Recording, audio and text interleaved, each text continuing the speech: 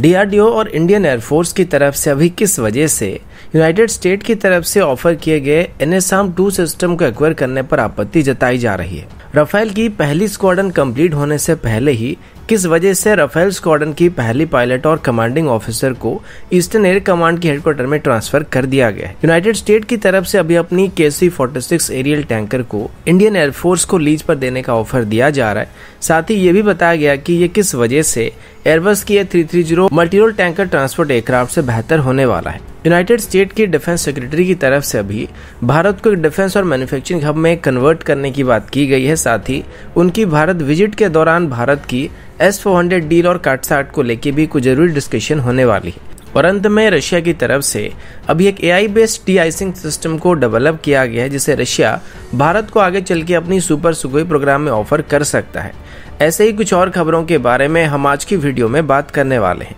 नमस्कार दोस्तों, मेरा नाम है अंशुमन नायक और आप सभी का बहुत बहुत स्वागत है इंडियन डिफेंस न्यूज के डिफेंस टॉक सीरीज में, जहां पर हम रोज नए नए डिफेंस अपडेट्स के बारे में बात करते हैं। तो चलिए देर न करते हुए आज की वीडियो शुरू करते हैं।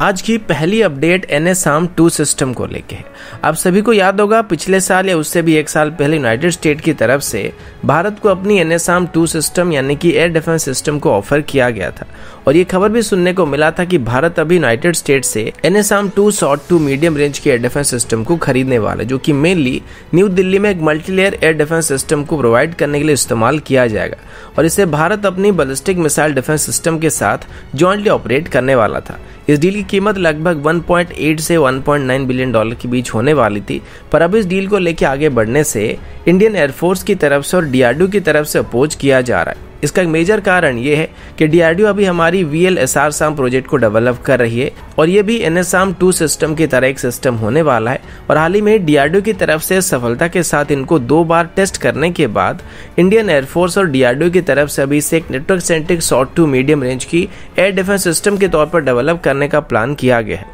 अब NSAM में जिन एमराम मिसाइल का इस्तेमाल किया जाता है उनकी रेंज अभी अस्त्र मार्क 1 वेरिएंट से थोड़े बेहतर हैं, जिस वजह से ये ज्यादा दूरी तक मार कर सकता है। लेकिन DRDO अभी अस्त्र मार्क 2 को भी डेवलप कर रही है, जो कि एमराम की D वेरिएंट को मैच करने वाली है और अस्त्र की मार्क 3 वेरिएंट को भी डेवलप किया जा रहा है, जो कि एक रैमजेट मिसाइल होने वाली है और इसकी रेंज लगभग 350 किलोमीटर के आसपास होने वाली है। तो अभी इन दोनों मिसाइल को भी डुअल यूज के लिए तैयार करने का प्लान किया गया है, यानी कि जैसे अस्त्र मिसाइल की मार्क 1 वेरिएंट को ग्राउंड बेस्ड लॉन्चर से फायर किया जा सकता है या फिर एयर टू एयर मोड में फायर किया जा सकता है, ठीक वैसे ही अस्त्र की मार्क 2 वेरिएंट और मार्क 3 वेरिएंट को भी दोनों मोड में फायर करने के लिए तैयार किया जाएगा। अब इन सब चीजों के अलावा NSAM-2 सिस्टम की तरह एक देसी सिस्टम को बनाने के लिए DRDO को अभी एक highly mobile canister based platform की जरूरत है, एक 3D रडार की जरूरत है और एक एक्टिव और पैसिव इलेक्ट्रो ऑप्टिकल सेंसर और IR सेंसर की जरूरत पड़ रही है। और देखा जाए तो सारे सिस्टम DRDO आसानी से मैनेज कर सकता है। अभी स्पेशली VLSR-SAM को हाईली मोबाइल रखने का प्लान किया जा रहा है, क्योंकि अगर इसे डिप्लॉय किया जाता है तो मेनली इसको हाई वैल्यू टारगेट को प्रोटेक्ट करने के लिए तैनात किया जाएगा और ऐसे में इनका मोबाइल होना काफी जरूरी है और इनको डिप्लॉय करने में भी ज्यादा वक्त नहीं लगना चाहिए। एक और खास बात यह कि DRDO अभी VLSR-SAM में रडार गाइडेड मिसाइल के साथ साथ इंफ्रारेड गाइडेड मिसाइल को भी शामिल करने वाला है, यानी कि इसमें अस्त्र मिसाइल की 3 वेरिएंट होने वाली है, जिसमें जैसे 2 रडार गाइडेड मिसाइल और एक IR गाइडेड मिसाइल होने वाली है। और DRDO अभी आने वाले 3 से 4 सालों के अंदर इसको पूरी तरीके से तैयार करने वाला है। अगला अपडेट राफेल को लेके, और ये अपडेट आने के बाद काफी सारे सवाल भी उठाए जा रहे हैं, क्योंकि PTI में एक रिपोर्ट के मुताबिक इंडियन एयरफोर्स की तरफ से अभी राफेल की पहली स्क्वाड्रन की कमांडिंग ऑफिसर को अभी अचानक से ट्रांसफर करने का फैसला किया गया है और उनको अभी ईस्टर्न एयर कमांड के हेडक्वार्टर में ट्रांसफर कर दिया गया है। अभी गोल्डन एरो स्क्वाड्रन की वर्तमान की commanding officer group captain Harkirat Singh को group captain Rohit Khatria replace करने वाले हैं। ऐसे खबर सामने आने के बाद ऐसा बताया जा रहा है कि बहुत ही अनयूजुअल प्रोसेस है, जहां पर एक स्क्वाड्रन को रेज करने में बस 6 से 7 महीने होने के बाद ही कमांडिंग ऑफिसर को ट्रांसफर किया जा रहा है और ऊपर से हमारा राफेल स्क्वाड्रन है, यानी कि वर्तमान इंडियन एयरफोर्स की सबसे नई और सबसे बेहतरीन एयरक्राफ्ट की स्क्वाड्रन की कमांडिंग ऑफिसर को अचानक से हेडक्वार्टर में ट्रांसफर किया जा रहा है। और जैसे कि अभी इंडियन एयरफोर्स में राफेल को ऑपरेट करने के लिए भी हमारे पास ज्यादा पायलट तैयार नहीं है और अभी कुल मिलाकर हमको 11 राफेल डिलीवर किए गए और अभी तो हमारा एक भी राफेल स्क्वाड्रन कंप्लीट नहीं हुआ है। इस पर इंडियन एयरफोर्स का कहना है कि इसे बस एक रेगुलर चेंज के तौर पर किया जा रहा है और उनको ईस्टर्न एयर कमांड में शिफ्ट किया जा रहा है, क्योंकि अंबाला के बाद आगे चल के हसीमारा एयरवेस में हमारा दूसरा राफेल स्क्वाड्रन रहने वाली, जिस वजह से ईस्टर्न एयर कमांड के अंदर भी एक एक्सपीरियंस ऑफिसर होने की जरूरत है जिनको राफेल का अनुभव हो और जल्दी से राफेल की दूसरी स्क्वाड्रन को भी हसीमारा एयरवेस में तैयार किया जाएगा, जिस वजह से हो सकता है ग्रुप कैप्टन हरकिरत सिंह को ईस्टर्न एयर कमांड में ट्रांसफर किया गया ताकि राफेल को हसीमारा में शिफ्ट करने से पहले वो पूरी तैयारी कर सके। ग्रुप कैप्टन हरकिरत सिंह हमारे पहले पायलट में से थे जिन्होंने राफेल में ट्रेनिंग करना शुरू किया था और ये फ्रांस में ट्रेनिंग करने वाले पहले इंडियन पायलट थे। इनके साथ ग्रुप कैप्टन खतरिया भी उस टीम में शामिल थे और इनिशियली जो 5 राफेल भारत लाए गए थे इनमें से 2 एयरक्राफ्ट में ग्रुप कैप्टन खतरिया और ग्रुप कैप्टन सिंह मौजूद थे, यानी कि हो सकता है यहाँ पर 2 मेन ग्रुप कैप्टन रैंक के ऑफिसर्स को इंडियन एयरफोर्स की तरफ से दोनों एयरवेज में रखने का प्लान किया गया। इसी वजह से ग्रुप कैप्टन सिंह को अब ईस्टर्न कमांड में शिफ्ट किया गया, जिसके बाद हो सकता है उनको हसीमारा में शिफ्ट किया जाएगा या फिर हसीमारा एयरवेज में सेकेंड राफेल स्क्वाड्रन को तैयार करने के लिए वो अपनी एक्सपर्टीज को वहां पे इस्तेमाल करने वाले हैं। अगला अपडेट एरियल टैंकर को लेके। आप सभी जानते हैं कि इंडियन एयरफोर्स के पास अभी एरियल टैंकर एयरक्राफ्ट की कितनी कमी है और हमारे पास अभी बस 6 ही IL-78 टैंकर मौजूद है जिनकी सर्विस अवेलेबिलिटी इतना अच्छा नहीं है और इसी वजह से इंडियन एयरफोर्स अभी रशियन ओरिजिन टैंकर के बदले यूरोपियन ओरिजिन या फिर अमेरिकन ओरिजिन टैंकर को खरीदना चाहता है। इसके लिए पिछले कई सालों से कोशिश भी किया जा रहा था और अभी इसके लिए टेंडर भी फ्लोट किया गया था और इस टेंडर के अंदर रशिया की IL-78, बोइंग की KC-46 और एयरबस की A330 एयरक्राफ्ट पार्टिसिपेट कर रहे थे। इनमें से IL-78 को बाहर कर दिया गया था क्योंकि इंडियन एयरफोर्स अभी सिर्फ एक twin turbofan engine based aircraft को खरीदना चाहता और अंत में इसमें KC-46 और A330 एयरक्राफ्ट बचे हुए थे, लेकिन अभी तक ये डील फाइनल नहीं हुआ और फंड की कमी होने की वजह से भारत अभी तक सीधे तौर पर इस डील को फाइनल नहीं कर रही है। इसी वजह से 2020 में हमारी नई डिफेंस प्रोक्योरमेंट पॉलिसी को इशू किया गया था, तो उसमें कुछ नॉन कॉम्बैट डिफेंस इक्विपमेंट को भी लीज पर लेने का सिस्टम ऐड किया गया था और इसमें एरियल टैंकर भी शामिल थे। तो अभी भारत ऐसे एयरक्राफ्ट को भी लीज पर लेने की कोशिश कर रहा है और जैसे ही भारत की तरफ से टैंकर को लीज पर लेने के लिए RFI को इशू किया गया तो इसमें सबसे पहले फ्रांस की तरफ से एयरबस की A330 एयरक्राफ्ट को ऑफर किया गया था और वो इसको भारत को लीज पर देने के लिए ऑफर कर रहे थे और अभी इसमें यूनाइटेड स्टेट भी शामिल होना चाहते और ऑफिशियली अभी बोइंग की तरफ से अपनी KC-46 एयरक्राफ्ट को भारत को लीज पर देने की बात की गई है। यूनाइटेड स्टेट की तरफ से बताया गया कि वो अभी इस एयरक्राफ्ट को भारत को लीज पर देने के लिए ऑफिशियल फॉर्मेलिटीज को पूरा कर रहे हैं और अगर भारत इसे A330 के बदले चुनता है तो ये भारत को उनके मुकाबले ज्यादा कॉस्ट इफेक्टिव पड़ने वाला है। वैसे A330 या KC-46 दोनों को शॉर्ट रनवे से ऑपरेट किया जा सकता है और बिना एक्टिव मिशन के दौरान ये सेकेंडरी मिशन को भी कर सकते हैं, यानी कि कार्गो वगैरह ट्रांसपोर्ट कर सकते हैं।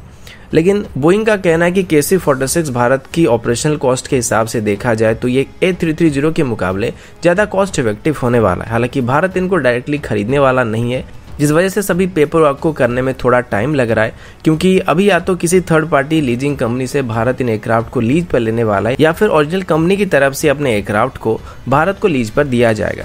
लेकिन ये अभी तक फाइनल नहीं हुआ और अभी इस लिस्ट के अंदर इंडियन एयरफोर्स के पास 2 मेजर ऑप्शन मौजूद है जिनमें किसी एक एयरक्राफ्ट को सिलेक्ट किया जा सकता है।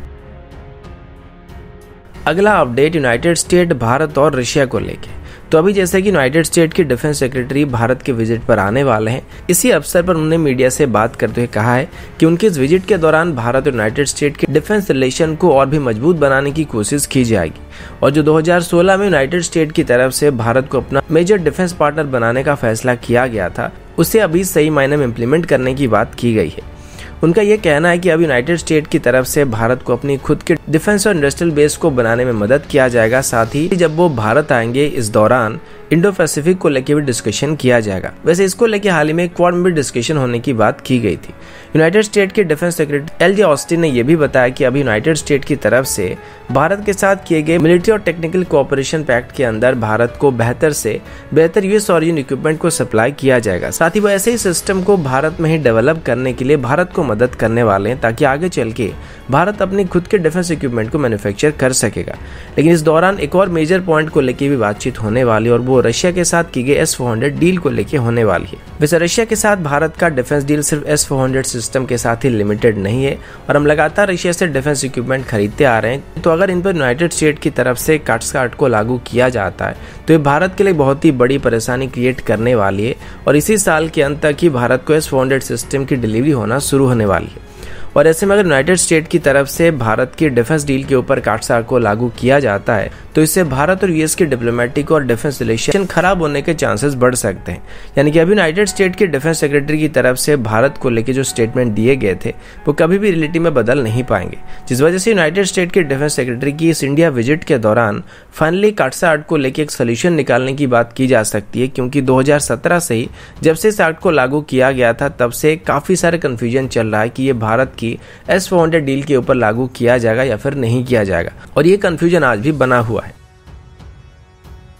अगला अपडेट रशिया की तरफ से और इसमें हम भी कुछ हद तक जुड़ने वाले हैं। तो रशिया की रोस्टेक कॉर्पोरेशन की एक सब्सिडरी ग्रुप टेकमास की तरफ से अभी एक AI बेस्ड आइस सेंसर को डेवलप किया गया है। इसे मेनली रशिया अपनी सभी फ्रंटलाइन फाइटर एयरक्राफ्ट में इस्तेमाल करने वाला और इस लिस्ट में अभी Su-35, Su-30 सीरीज के सभी एयरक्राफ्ट और Su-57 शामिल है। अब जैसे कि फाइटर जेट काफी हाई एल्टीट्यूड में ऑपरेट करते हैं और इनको अलग अलग तरह के क्लाइमेट कंडीशन में ऑपरेट करना होता है और लगभग ऐसे कंडीशन जो है वो एक्सट्रीम कंडीशन होती हैं। ऐसे में इनके बॉडी के ऊपर आइस जमना काफी आम बात होती है और इसी वजह से फाइटर जेट या नॉर्मल एयरक्राफ्ट भी कई बार क्रैश हो चुके हैं। हालांकि ये सब काफी पहले की बात होती थी, लेकिन अभी इसको काफी हद तक मिनिमाइज किया जा चुका है और अभी ऐसे हादसे ज्यादातर नहीं होते। अब आइसिंग को लेकर जो मेजर प्रॉब्लम होता है वो ये होता है कि एयरक्राफ्ट की जो बॉडी होता है उसकी एरोडायनेमिक स्ट्रक्चर यहाँ पे थोड़ा बदल जाता है या फिर वेट जो होता है वो थोड़ा बढ़ जाता है, जिस वजह से मैकेनिकल फेलियर होने की चांसेस बढ़ जाती है। अभी रशिया की तरफ से एक AI based D icing system को डेवलप किया गया, जो कि सिर्फ एक डी आइसिंग सिस्टम होने के साथ साथ एयरक्राफ्ट को ऑपरेट करने वाले पायलट को भी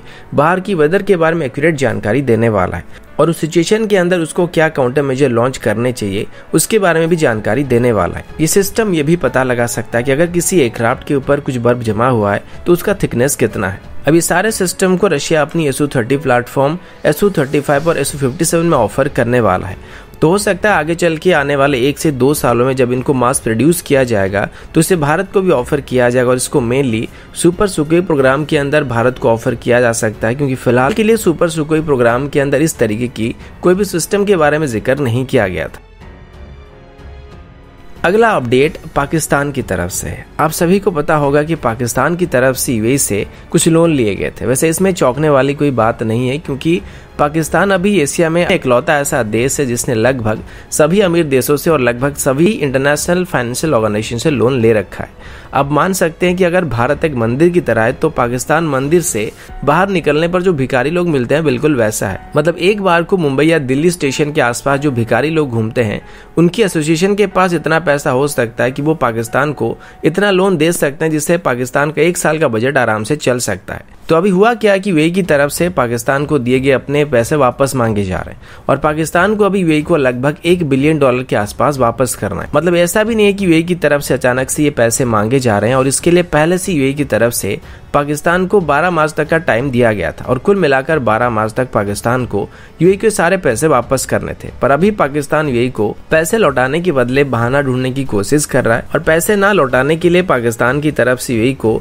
ये बताया जा रहा है कि अभी पैंडेमिक की वजह से पाकिस्तान का GDP काफी खराब चल रहा है और अगर अभी वो UAE को $1 बिलियन वापस करते हैं, जो कि उनके पास फिलहाल नहीं है, तो इसका पाकिस्तान की इकोनॉमी के ऊपर काफी बुरा असर पड़ने वाला है। वैसे पैसा भी एक अजीब चीज होता है जो कि अपने अकाउंट में आए तो इकोनॉमी के लिए अच्छा होता है, लेकिन किसी को देना पड़ जाए तो वो इकोनॉमी के ऊपर खराब असर डालता है। वैसे अभी पाकिस्तान की तरफ से इसके लिए UAE के क्राउन प्रिंस के साथ सीधे तौर पर बातचीत करने की भी कोशिश की गई थी, लेकिन UAE की तरफ से पाकिस्तान की किसी भी रिक्वेस्ट का जवाब नहीं दिया गया। वैसे इसके पीछे कुछ और कारण भी हो सकता है, क्योंकि कुछ महीने पहले UAE, सऊदी अरब और इजराइल के बीच जो पीस ट्रीटी हुआ था इसको पाकिस्तान की तरफ से काफी क्रिटिसाइज किया गया था और उसके बाद से ही अरब नेशन की तरफ से पाकिस्तान पर गुस्सा करना शुरू किया गया था, जो कि शुरू से ही पाकिस्तान को सपोर्ट कर रहे थे और वो अभी पाकिस्तान को छोड़ के भारत को सपोर्ट करना शुरू कर चुके हैं। लेकिन जहां तक पैसे वापस करने की बात रही तो मुझे नहीं लगता कि अभी पाकिस्तान UAE को पैसे देने वाला है और अगर वापस करता भी है तो किसी न किसी से फिर से वो लोन लेके इसको UAE को वापस करने वाले हैं। लेकिन UAE जैसे देश को ये शोभा नहीं देता कि वो पाकिस्तान पाकिस्तान को अभी पैसे मांगकर परेशान करे। वैसे भी यूएई की इकोनॉमी काफी अच्छी है और उनके पास काफी सारा पैसा है, तो ये जो $1 बिलियन है इसे किसी भिखारी को डोनेशन में दे दिया, ऐसा सोच के यूएई को भूल जाना चाहिए। वैसे लोग सोचते हैं कि हम पाकिस्तान का बुरा चाहते हैं, लेकिन ये गलत बात है। We care for our children. तो अगर आप भी मेरे साथ सहमत हैं तो कमेंट सेक्शन में #हमारे बदमाश बेटे से पैसे मत मांगना, स्पैम होना चाहिए। तो दोस्तों अभी के लिए इतना ही, मिलता हूँ आपसे अगले वीडियो में, तब तक के लिए जय हिंद, वंदे मातरम।